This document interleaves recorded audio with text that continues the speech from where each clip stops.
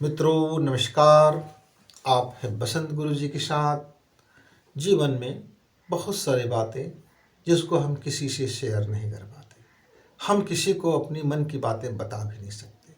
हम अंदर से पीड़ा में होते हैं। हम मार्गदर्शन तो चाहते हैं, हम चाहते तो हैं मेरी इस बीमारी की इलाज हो, पर उस बीमारी को हम किसी के सामने प्रकट करने में बड़े संकोच करते हैं।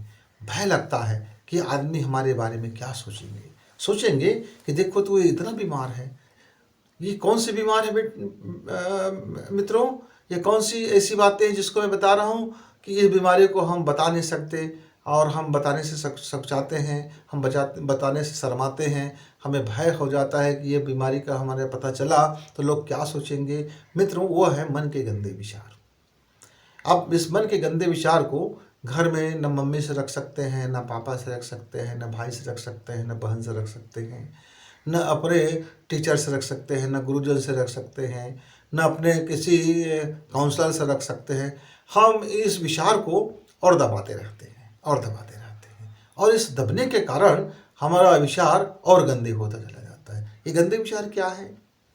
जो अमानवीय है, जो अनैतिक है, जो हमारे मनुष्य समाज को शोभा नहीं देता है। और ये शुरुआत कहाँ से होता है मित्रों? इसकी शुरुआत 10-12 साल की जब आप रहते हैं तभी से शुरू हो जाता है। किसी किसी बच्चे को तो 8-9 साल में यह गंदगी मन के अंदर वो आना शुरू हो जाता है, लेकिन उम्र छोटे हो जाने के कारण वह समझ नहीं पाता, और वह अंदर में वह मन पलते रहता है। इन दिनों 8 से 10 साल के बच्चे सोशल मीडिया में तमाम तरह की शारीरिक आकर्षण देखते हैं, शरीर की बनावट देखते हैं, उसकी भाव संवेदनाएं देखते हैं, उसमें जो म्यूजिक डाले जाते हैं, उसको जो परोसा जाता है, उस परोसने के ढंग ने आज के आदमी को कामुक बना दिया है। छोटे छोटे बच्चे हमारे वासना में ग्रसित होने लगे हैं। रसना तो उनका बिगड़ ही चुका है। खान पान, अभी बच्चा 6 माह का नहीं हुआ है, बच्चा साल भर का नहीं हुआ है, अभी बच्चा दूधमुहा है, अभी अभी उनकी ज़रा मुंह चटाई किया गया है कि उसको एक अभी उनकी खान पान की अभी शुरू की गई है, और वह खाने लगा है, फास्ट फूड खाने लगा है, उसको दिया जाने लगा है चटपटे मसालेदार न जाने क्या क्या खाद्यान्न दिया जा रहा है, जो रासायनिक केमिकल पदार्थों से भरा पड़ा खाद्यान्न है। धीरे धीरे यह रचना हमारे ग्रंथियों को प्रभावित करते हैं। यह जीव में हमारी ग्रंथियां हैं मित्र। आप यदि विज्ञान के छात्र हैं तो आप भली भांति जानते होंगे कि हमारे जीव में कितनी प्रकार की ग्रंथियां पाई जाती है। मित्रों, यदि आप होम्योपैथ की डॉक्टर होंगे तो आप जानते होंगे कि यह जीव में पाई जाने वाली सारी ग्रंथियां किस तरह से होम्योपैथ की दवाई को पूरे शरीर में तीव्रता से ठीक कर देता है। आप आयुर्वेद के जानकार होंगे तो आपको मालूम होगा कि इस जिह्वा की कौन सी ग्रंथियां हमारे कौन से रोग को ठीक कर देता है। यानी दवा को जब शहद लगा करके चाटी जाती है तो जीभ में चाटने का आशय ही होता है कि वह ग्रंथियां उसको अवशोषित करे और उस अंग को ठीक कर दे।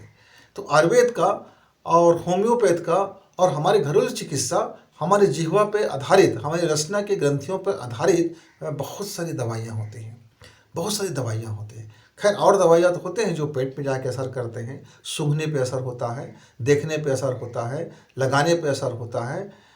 मतलब है तो दवाइयाँ, ये लगाने वाली दवाइयाँ भी क्या है, हमारे ग्रंथियों को प्रभावित करते हैं।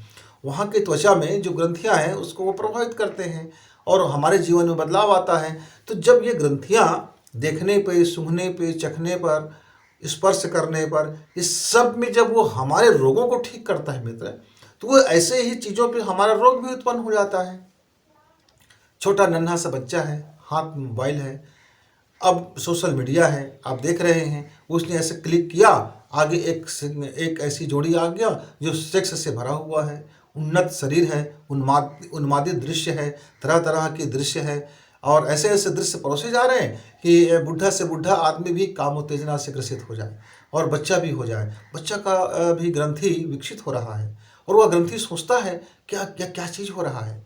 वो उत्सुक हो जाता है जानने के लिए, और वह चूँकि समाज में रहता है, बड़े लोगों के बीच में रहता है, डांट खाते हैं, ये तुम क्या देख रहे हो, ये तुम क्या देखने में लग गए, तुम इतने समय तक मोबाइल चलाते हो, इतने समय तक व्हाट्सअप करते हो, इतने समय तक गॉसिप करते रहते हो, ये चैटिंग वेटिंग करते रहते हो, और नाना प्रकार की काम उत्तेजना से भरा हुआ, मानसिक विकृति से भरा हुआ, शारीरिक विकृति से भरा हुआ ऐसे ऐसे दृश्य हमारे युवा साथी परोस रहे हैं कि देख करके आदमी को, क्योंकि जितना दबाया गया जिस चीज़ को इस समाज में, उसको दबाया गया, दबा दिया गया, वासना को विकृत समझा गया और पूरा संसार उसी में डूब गया। क्योंकि आप देखे होंगे, जब हमारे मन को किसी चीज़ से निरोध किया जाता है, नहीं इसको नहीं करना है, तब हमारा मन उसी की तरफ दौड़ता है, हमारा मन उसी की तरफ दौड़ता है। मैं यदि आपसे कह दूं कि ए नाम के आदमी से आपको दूरी रखना है,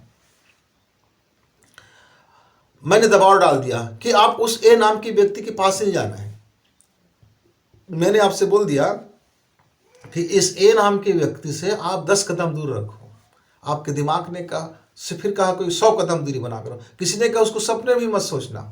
अब धीरे धीरे धीरे धीरे आपका जो दिमाग है वो ए नाम के व्यक्ति के इर्द गिर्द घूमने लगा। आप दूर हैं पर आपका मन, आपका मस्तिष्क, आपका पूरा जिज्ञासा उस ए नाम के व्यक्ति में एक तरफ घूमने लगा और आप जिज्ञासा में आप डूबने लगे। आप इतने डूब गए कि आप पूरा का पूरा ए नाम के व्यक्ति ही बन गए। अब आपको दूरी कितना भी क्यों ना हो, पर आप तो हो गए, अब उस ए नाम के व्यक्ति की तरफ ही आपका जीवन चलने लगा।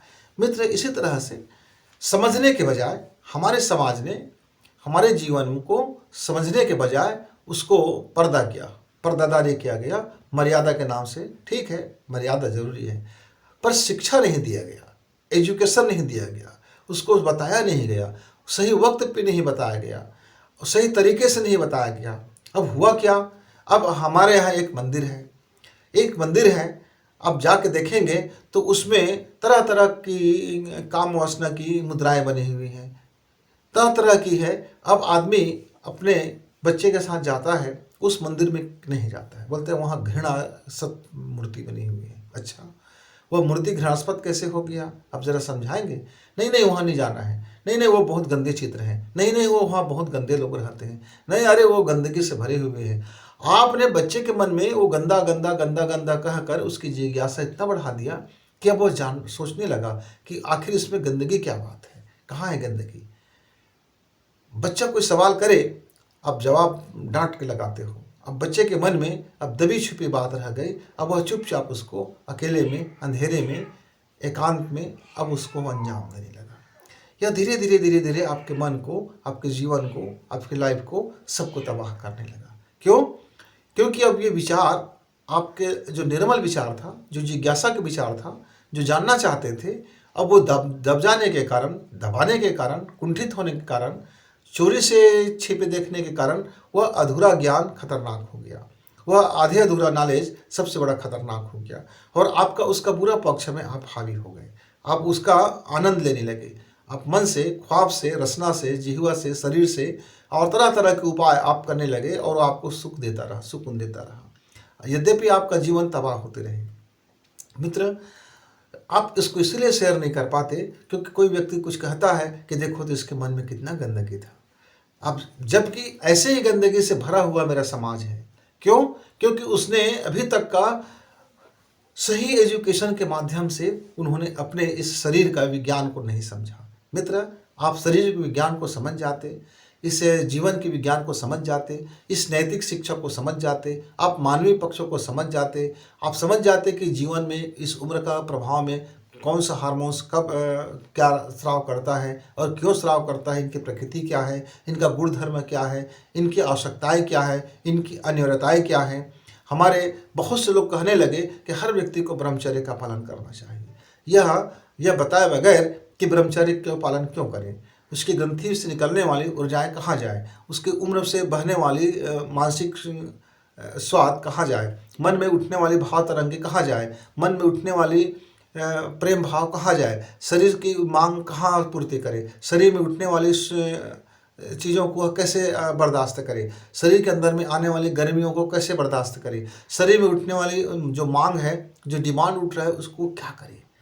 बच्चे आज गड़बड़ हो गए हैं कि वो करियर बनाएं, कि अपने मन की बात सुने, कि मन के अंदर में उठने वाले भाव को देखें।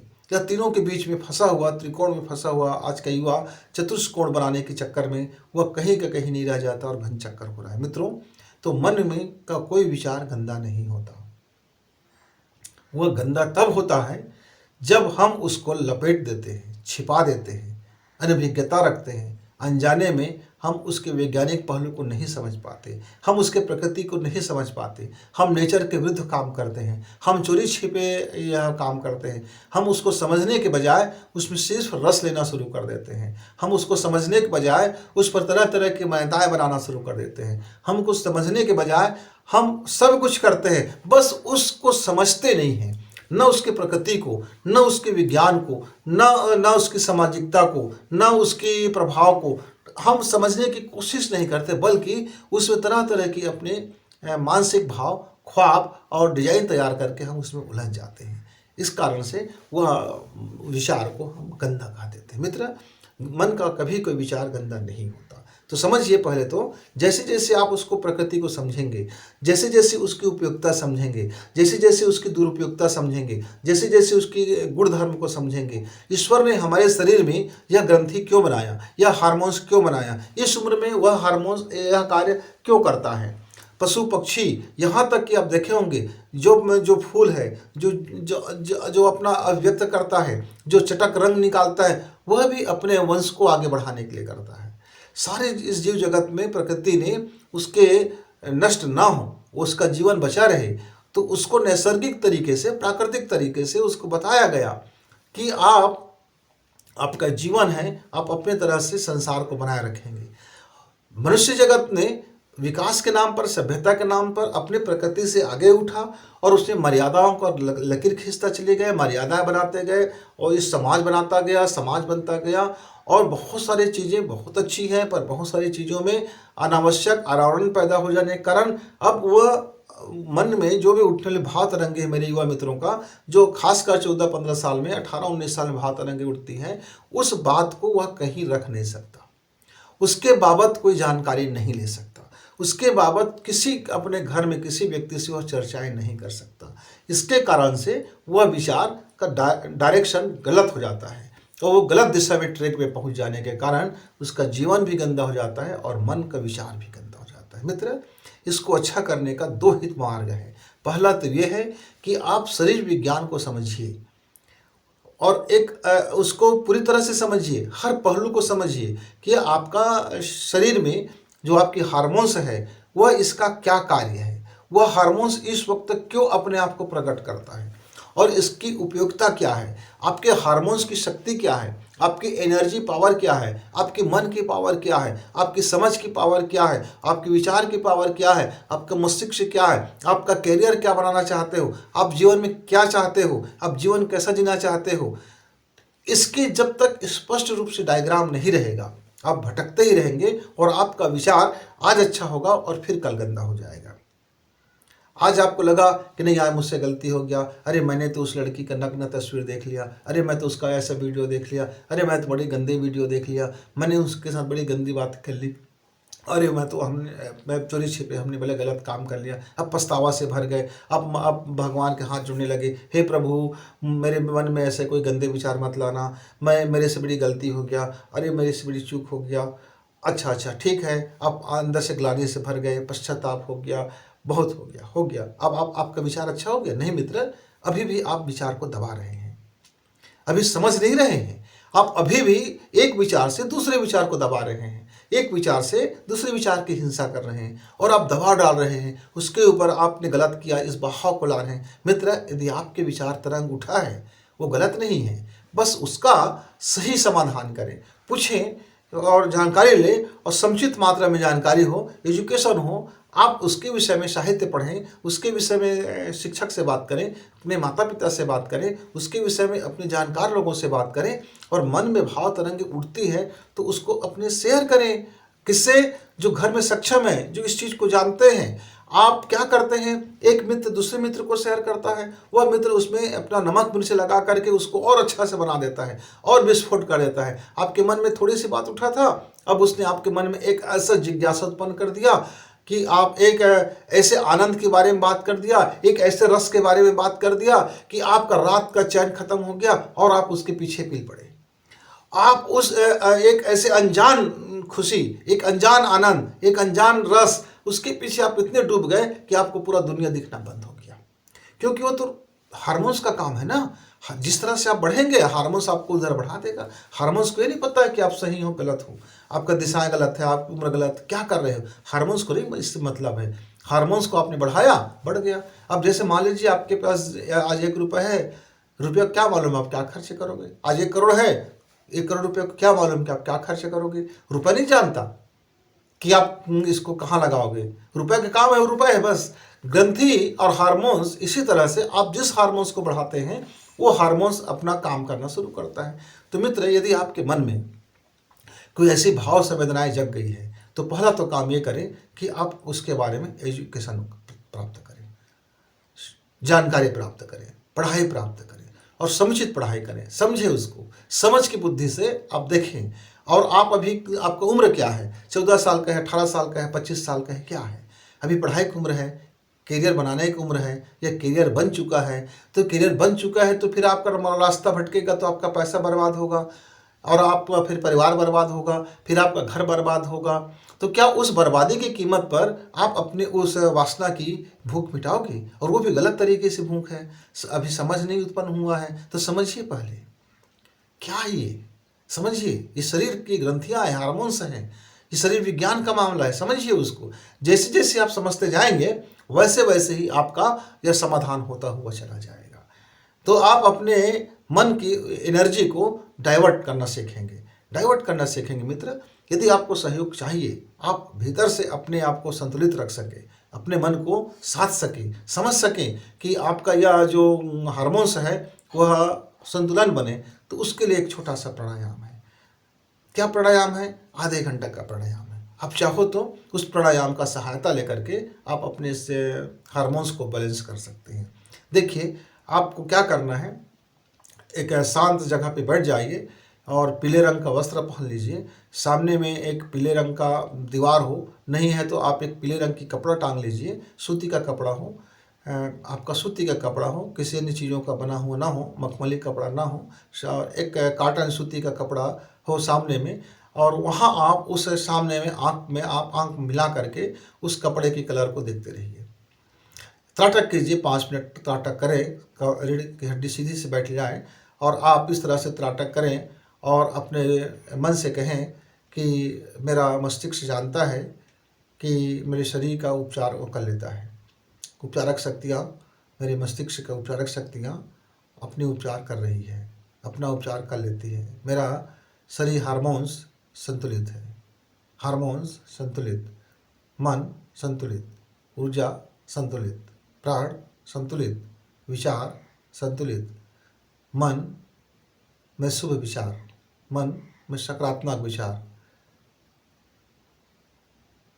ईश्वर को धन्यवाद, मित्रों को धन्यवाद, ज्ञान को धन्यवाद। अद्भुत, मेरा मस्तिष्क अद्भुत ज्ञान से भरा हुआ। आप ऐसा भाव करें, मानसिक रूप से चित्र खींचें और आप उस त्राटक करते रहें उस पीले रंग के वस्त्र को। वस्त्र इतना छोटा ना हो कि उसके अगल बगल कुछ दिखाई दे। आप इतना दूरी में बैठ के रखें कि उस वस्त्र के पीला रंग के अलावा आपको और कोई चीज़ दृश्य दिखाई ना दे इधर उधर का। आप थोड़ा त्राटक करेंगे तो आपके जीवन में पहले पहले सारे गंदा विचार आपकी आंखों के सामने आएंगे। तो घबराइए मत, उससे कोई रिएक्शन मत कीजिए, उसको पकड़िए मत, छोड़िए मत। मन में उठने वाले किसी भी बात के लिए पछतावा मत कीजिए। मन में उठने वाले किसी भी चीज़ के लिए आप अपने आप को दोषी ना दें। आप विचार उठता है, उठने दीजिए, कुछ भी होता है होने दीजिए। यहाँ आपको कोई प्रकार का रिएक्शन नहीं करना है, पकड़ना नहीं है उस विचार को। और क्या करेंगे फिर, आप एक प्राणायाम कर लीजिए। कौन सी प्राणायाम है? बहुत सिंपल सी प्राणायाम है मित्र, आधे घंटे का प्राणायाम है। यह विचार आप करें, 15 मिनट तक करते रहें, 20 मिनट तक करते रहें, आधा घंटे तक करते रहें। आधा घंटे तक के विचार में आप डूबे रहें। और जब डूबे रहें उसके बाद आप क्या करेंगे, ये दाहिना नासिका बंद करेंगे और बायां नासिका से एक गहरी सांस खींचेंगे और फिर तुरंत बंद करके बायां स्वर जो खींचा है हमने उसको दाहिना नाड़ी से हम बाहर कर देंगे। पूरी तरह से बाहर हो गया। अब फिर इस दाहिना नासिका से हम सांस खींचेंगे,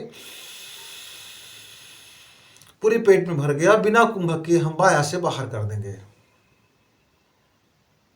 बस ये आधा घंटा का प्राणायाम है और आधे घंटे का भाव साधना है। ये दो चीज़ यदि आप कर लेते हैं तो आपके जीवन में फिर वो घटनाएं होंगे। क्या घटनाएं होंगे कि आप अपने जो मन की बातें हैं, आप अपने उनसे बात करना शुरू करेंगे जिससे समाधान मिल सकता है। आपको उम्मीद है फिर एजुकेशन मिलेगा, साहित्य मिलेगा, लोग मिलेंगे और आपके काउंसलर मिलेंगे। आप लोगों से चर्चाएं कर सकते हैं, अपनी बातों को सही तरीके से रख सकते हैं, सही प्लेटफॉर्म में रख सकते हैं, सही मंच में रख सकते हैं, सही तरीके से आप जान सकते हैं। फिर आपको धीरे धीरे वह वातावरण बनना शुरू होगा और आपके मन में उठने वाले तमाम तरह के तरंगे जो अब तक अभी गंदे हो चुके हैं, अब वो तरंग को आप समझ गए हैं, अब हार्मोन्स को आप समझ गए हैं, आप ऊर्जा को आप समझने लगेंगे, आप उसकी जैव शक्ति को समझने लगेंगे, आप उसकी कार्य क्षमता को समझने लगेंगे, आप उसके मीनिंग्स को समझने लगेंगे। जैसे जैसे आपकी बुद्धि में समझ बढ़ता जाएगा, फिर ये अपने आप ऑटोमेटिक आपके मन को, शरीर को, विज्ञान को और आपके दिमाग को, आपके कर्म को ये डाइवर्ट करता हुआ चला जाएगा और आप एक शानदार व्यक्ति बन के निखरते हुए चले जाएंगे मित्र। फिर सफलता, सम्मान और सद्गुण आपके अंदर में प्रचुरता आ जाएंगे और इस प्रचुरता के लिए आप ईश्वर को धन्यवाद करते रहिए। रोज का रोज देखिए, सुबह शाम 1 घंटा का समय निकालिए और आपका जीवन में कि कितना बदलाव लेके आ गया मित्र। आप 100% आप बदल चुके होंगे। फिर हम किसी ऐसे सामान्य छोटी बातें पर अनमोल बातें लेके आपसे आएंगे। तब तक नमस्कार, धन्यवाद।